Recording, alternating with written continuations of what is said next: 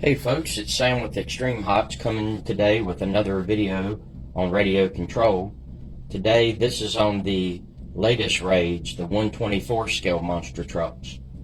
Most people are starting with the SCX24 rock crawler, and then you buy the components and turn it into a monster truck of your liking.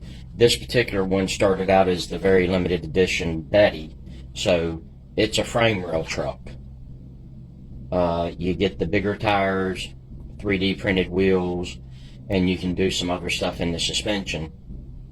And you usually make your own body mounts to move the truck up because it is set too low for these bigger tires unless you really whack the body up. But this is the latest rage right now. You can see on this one. This one does have a Mofo buzzsaw motor with a 20-tooth pinion, but the rest of the electronics are stock. But this truck moves out pretty good with that motor, even though it's a brushed motor. But a lot of these trucks, people are using the 3D printed cages, just like the bigger 1/10 monster trucks. And I'll show you some of those cages coming up.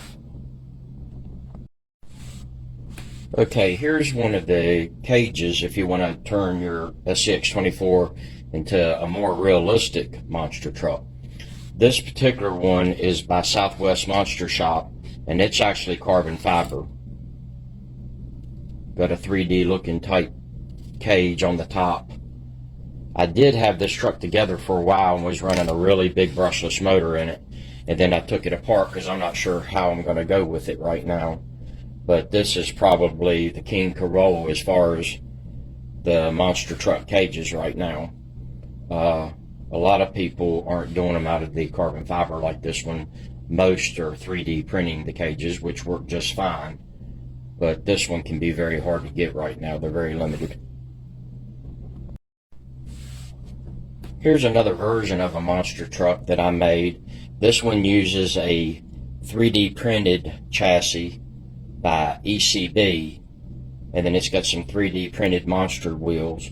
And what you do as far as tires go, or what most people are doing, is they're buying one of the AMT 125th scale models like the USA 1 or the Ford Hot Wheels.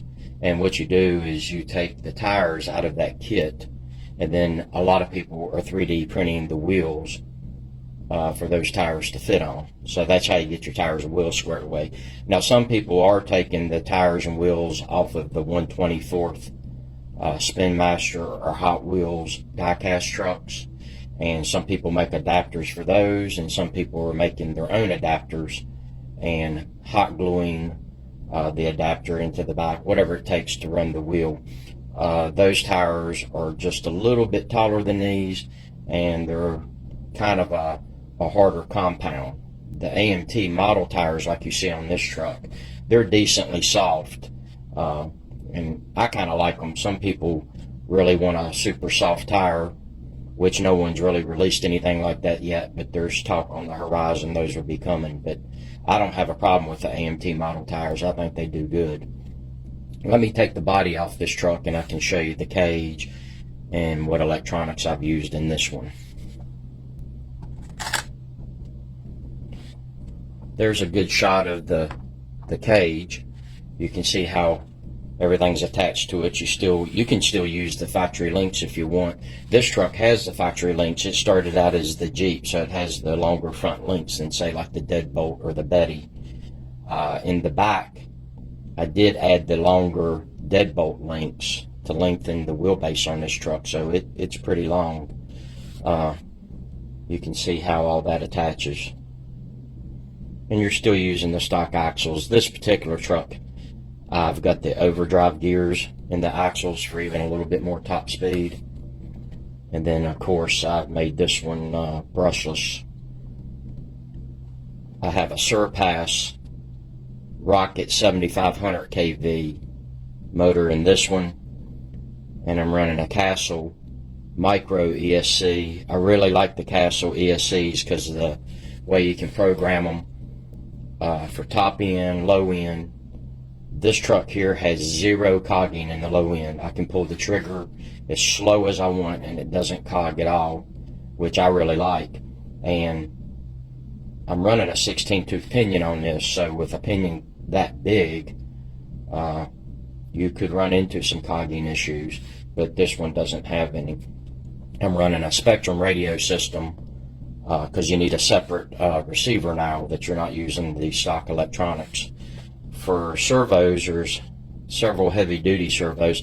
This one here is a Emax metal gear servo, and then I'm running the Hot Racing metal drag link and tie rods. For shocks, I'm running the Hot Racing long travel shocks. I've got the stiff springs on them because I kind of like my trucks kind of stiff, but they give you several spring choices to make it as stiff or as soft as you want.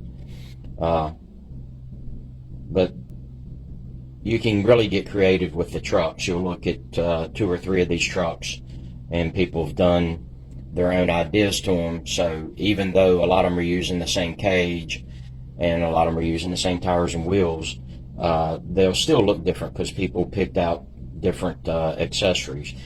There's no ready-to-run truck like this right now. There's talk on the horizon there might be, but right now you're pretty much having to round your parts up. SCX24 rock crawler for the axles, the transmission, and then you can pick out your power system. Some people still run the stock SCX24 power system, which isn't very fast, but I see a lot of people still running that.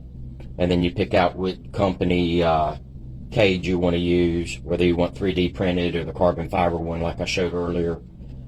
Some people still just use the frame rails like I have on the Betty truck. But the hobby's come a long ways here in a short period of time, and will go a lot further than this as more stuff comes available. Here's the same truck I just showed you earlier with a Bigfoot body I cut out, painted, and detailed. I don't have all my decals on it yet. I have somebody making me some more decals, like the Firestone decals, the Midwest Four-Wheel Drive Center decals, but this is as far as I've got with it. But it's pretty realistic looking, especially for a small truck like this. I like the size of this body. There are some other bodies that some of the companies have came out with, but some of those bodies are a little wide for my taste. I like the tires to completely hang out of the wheel wells, and you can see on this one that they do. It's got a pretty wide track, although this particular 3D printed wheel has almost a spacer built onto the back of it. That's the way they were printed. And then I've got the brass wheel hexes, which add just a little bit of width to it also. But there are other bodies, of course. Axial has most any of the bodies they make their SCX24 in, they offer in clear. And then Proline and J Concepts both have some other bodies, a Ford body, 67 to 72 Chevrolet long bed. So there are some other choices out there. I would assume there's going to be more as this part of the hobby grows, but this is what we have to work with right now. But they're very fun trucks. This one, like I say, it's decently fast because it's got a pretty big motor in it and a big pinion, and then like I said, in the diffs I do have the overdrive gears, so it's not geared quite as low, so it'll move out pretty good. But there's a lot of information on the internet if you decide you want to build one of your own. There's several videos from different people on here, and then you can also just do a search SCX24 monster truck conversion, and it'll bring up most of what's available right now. Well, folks, we certainly hope you enjoyed the video today. Make sure to check out our other videos on our page. We'll have more videos of this truck coming up in the future, and make sure to hit the subscribe button if you don't mind.